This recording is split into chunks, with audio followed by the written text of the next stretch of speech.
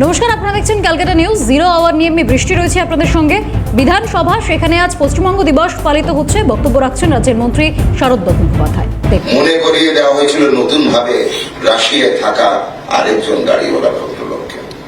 তাদেরকেই আমাদের একের পর এক রাস্তা তাদের নামে তৈরি হয়েছিল।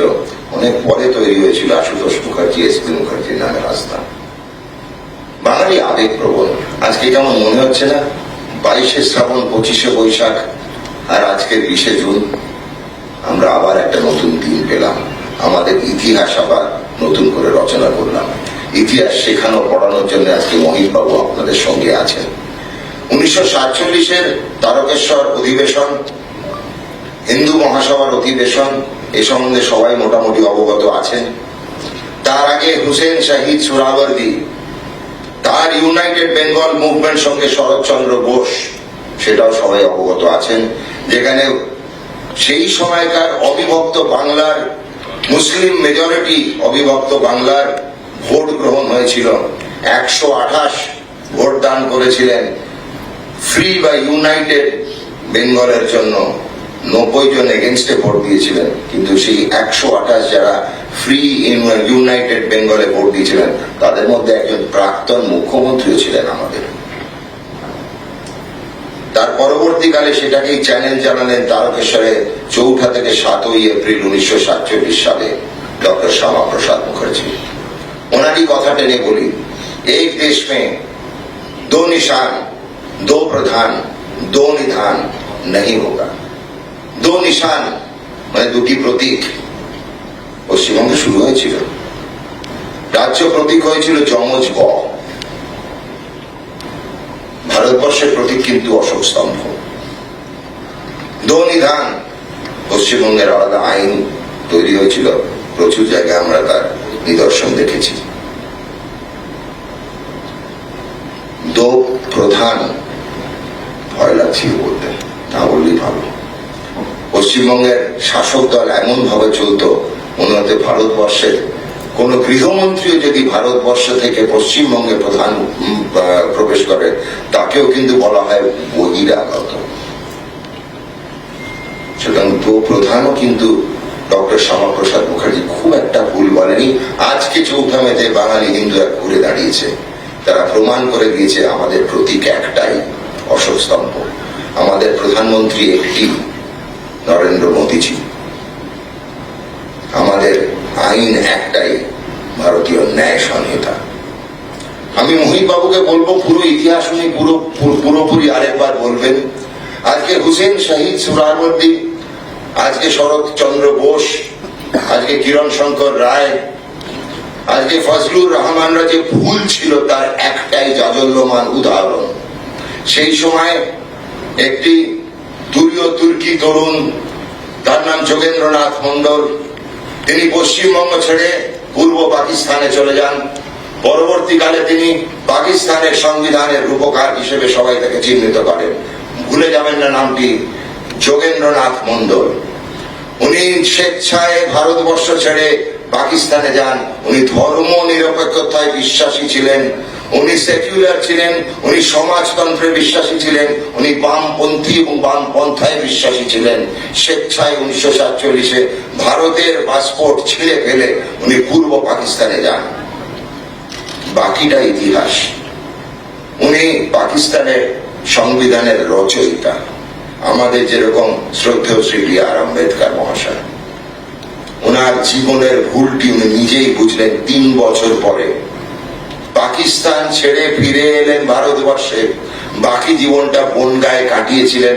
কিভাবে কাটিয়েছিলেন সেই ইতিহাস আমি বলবো মোহিত বাবুকে বলতে। সুতরাং হুসেন শহীদ সোহরাওয়ার্দী, কিরণ শঙ্কর রায়, শরৎচন্দ্র বোস যে ভুল ছিল, আর ডক্টর শ্যামাপ্রসাদ মুখার্জি যে ঠিক ছিলেন, তার উদাহরণই কিন্তু যোগেন্দ্রনাথ মন্ডল। সবাইকে আবার আমার শুভেচ্ছা জানাই আজকে পশ্চিমবঙ্গ দিবসে। সবাই মনে রাখবেন, ওই জয় কি বলতেন সেটা না বলে আমরা একটাই বলবো, জয় ভারত মাতার জয়, বন্দে মাতা।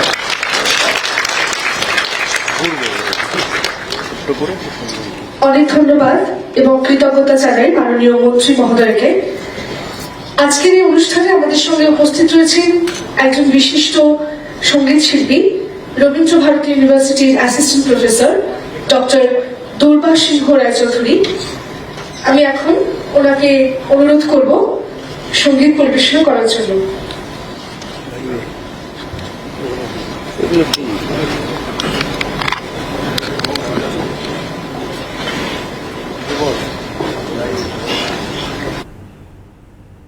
অন্যদিকে পশ্চিমবঙ্গ দিবসে আজ তারকেশ্বরে প্রধানমন্ত্রী নরেন্দ্র মোদী একাধিক প্রকল্পের সূচনা এবং ভিত্তিপ্রস্তর স্থাপন করবেন মোদী। সূচনা করবেন রেল, প্রাণী সম্পদ ও কৃষি খাতের বিভিন্ন প্রকল্পের, প্রদান করবেন পিএম কিষাণের 23তম কিস্তির অর্থ, সূচনা করবেন প্রাকৃতিক কৃষি বিষয়ক মিশন, মৎস্য বাজারের উদ্বোধন করবেন, 590 কোটি মূল্যের রেলওয়ে প্রকল্পের উদ্বোধন করবেন, সাকরাইল সাঁতরাগাছি লিংক লাইন প্রকল্পের উদ্বোধন হবে। একাধিক প্রকল্পের আজ উদ্বোধন হবে এই তারকেশ্বর থেকে। সেই ছবি আপনাদেরকে দেখাচ্ছি। ইতিমধ্যে প্রধানমন্ত্রী নরেন্দ্র মোদী তারকেশ্বরের এই অনুষ্ঠানে তিনি আসবেন, দুদিনের সফরে আসছেন। আজ পশ্চিমবঙ্গ দিবসে তারকেশ্বরে প্রধানমন্ত্রী নরেন্দ্র মোদী তিনি থাকবেন, সেখানকার ছবি আমরা আপনাদেরকে দেখাচ্ছি। সরাসরি রয়েছেন আমাদের সঙ্গে প্রতিনিধি সায়ন্তন ভট্টাচার্য। সায়ন্তন, তারকেশ্বরে আজ প্রধানমন্ত্রী নরেন্দ্র মোদী তিনি আসবেন, কোন সময়ে তার আসার কথা রয়েছে এবং শেষ মুহূর্তের প্রস্তুতির ছবিটা কি?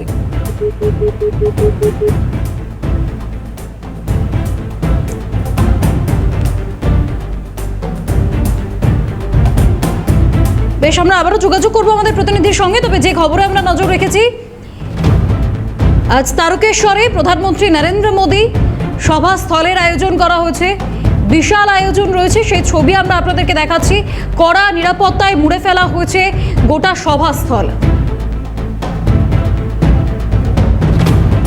আজ প্রধানমন্ত্রীর একাধিক সূচি রয়েছে। 20 জুন অর্থাৎ 20 জুন ওড়িশা থেকে কলাইকুণ্ডা, তারপর কলাইকুণ্ডা থেকে 20 জুন ওড়িশা থেকে কলাইকুণ্ডা, তারপর কলাইকুণ্ডা থেকে হেলিকপ্টারে তারকেশ্বর, দুপুরে 3:30 থেকে বিকেল 5টার বিশেষ অনুষ্ঠানে যোগ, তারকেশ্বর থেকে হেলিকপ্টারে রেস কোর্স, তারপর রেস কোর্স থেকে লোকভবন, লোকভবন থেকে রেড রোড, সকাল 6টা থেকে 7:30টায় যোগ দেবেন অনুষ্ঠানে। এরপর রেড রোড থেকে লোকভবনে পৌঁছবেন প্রধানমন্ত্রী, লোকভবন থেকে গার্ডেন রিচ, 3টি যুদ্ধ জাহাজের আনুষ্ঠানিক উদ্বোধন। এরপর অনুষ্ঠান শেষে গার্ডেন রিচ থেকে রেস কোর্সে যাবেন তিনি, তারপর রেস কোর্স থেকে হেলিকপ্টারে কলকাতা বিমানবন্দরের উদ্দেশ্যে রওনা দেবেন, তারপর কলকাতা বিমানবন্দর থেকে দিল্লির উদ্দেশ্যে রওনা দেবেন প্রধানমন্ত্রী নরেন্দ্র মোদী।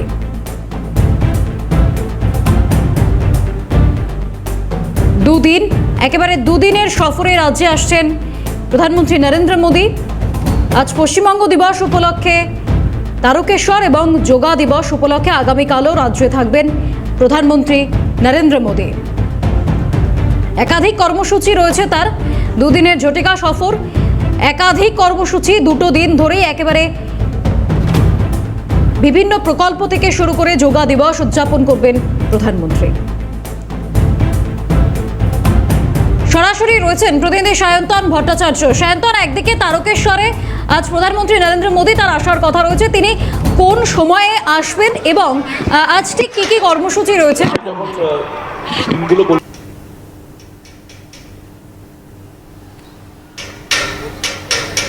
দেখো, আজকে কিন্তু 3টের পর এখানে প্রধানমন্ত্রী আসবে এবং 3:45-এ তার এখানে কিন্তু একটি অনুষ্ঠান রয়েছে এবং সরকারি অনুষ্ঠান, অর্থাৎ আজকে যেরকম পশ্চিমবঙ্গ দিবস, সেই পশ্চিমবঙ্গ দিবসের মঞ্চ থেকে তিনি কিন্তু বাংলার উদ্দেশ্যে এবং ভারতবর্ষের উদ্দেশ্যে বেশ কিছু বার্তা দেবেন এবং এই মঞ্চকে কাজে লাগিয়েই তিনি সরকারি বেশ কিছু প্রকল্প, সেই কিছু প্রকল্পের শিলান্যাস, কিছু প্রকল্পের কিন্তু উদ্বোধন আজকে প্রধানমন্ত্রীর হাত থেকে হতে চলেছে। শেষ মুহূর্তে যে প্রস্তুতি সেটা চলছে, সামনে সুবিশাল মঞ্চ, সেই মঞ্চে মুখ্যমন্ত্রী থাকবেন, গভর্নর থাকবেন, এর পাশাপাশি কিন্তু প্রধানমন্ত্রী থাকবেন। আজকে এই মঞ্চ থেকেই প্রধানমন্ত্রী কিষাণ সম্মান নিধি এর 23তম কিস্তির অর্থ প্রদান করবেন প্রধানমন্ত্রী। পাশাপাশি প্রধানমন্ত্রী ফসল বীমা যোজনা সেটাও কিন্তু বাংলার কৃষকদের জন্য চালু করা হবে। এবং এছাড়াও দক্ষিণ 24 পরগনার ফ্রেজারগঞ্জে একটি মৎস্য বন্দর তার উদ্বোধন, এবং বীরভূমে কিন্তু একটি মাছের বড় বাজার সেটাকে নবনির্মাণ করার জন্য সেটাও কিন্তু উদ্বোধন হবে। এবং এছাড়াও যে প্রকল্পগুলো রয়েছে, নদিয়াতে এই পশুপালনের যে প্রজনন, সেই প্রজনন পরীক্ষাগারের উদ্বোধন হবে। এবং এছাড়াও বেশ কিছু রাস্তার উদ্বোধন হবে, রেল কানেক্টিভিটির উদ্বোধন হবে। তার মধ্যে কিন্তু দেখা যাচ্ছে হাওড়াতে 300 বেডের একটি হাসপাতাল, রেলের হাসপাতাল, তার ভিত্তিপ্রস্তর স্থাপন কিন্তু আজকে প্রধানমন্ত্রীর হাত ধরে হবে। এছাড়াও একটা লিঙ্ক লাইন, অর্থাৎ সাঁতরাইল এবং সাঁতরাগাছির মধ্যে একটি লিঙ্ক লাইনের যে শিলান্যাস সেটা কিন্তু আজকে হবে। এবং এর পাশাপাশি আমরা জানি যে পূর্ব মেদিনীপুর জেলার ক্ষেত্রে কিন্তু একাধিক রাস্তা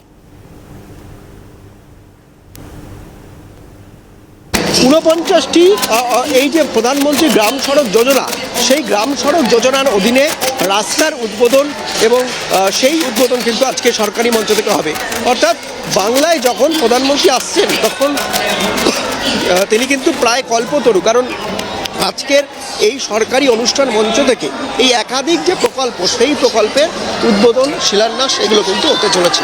বৃষ্টি, একদমই সায়ন্তন, তুমি এই মুহূর্তে সেই ছবি আমরা দেখছি, একদম সাধারণ মানুষের উন্মাদনা, উচ্ছ্বাস। প্রধানমন্ত্রী আসবেন, তাকে সামনে থেকে দেখতে পারবেন, সেই ছবি আমরা দেখছি। ধন্যবাদ সায়ন্তন, সরাসরি ছিলেন প্রতিনিধি সায়ন্তন ভট্টাচার্য।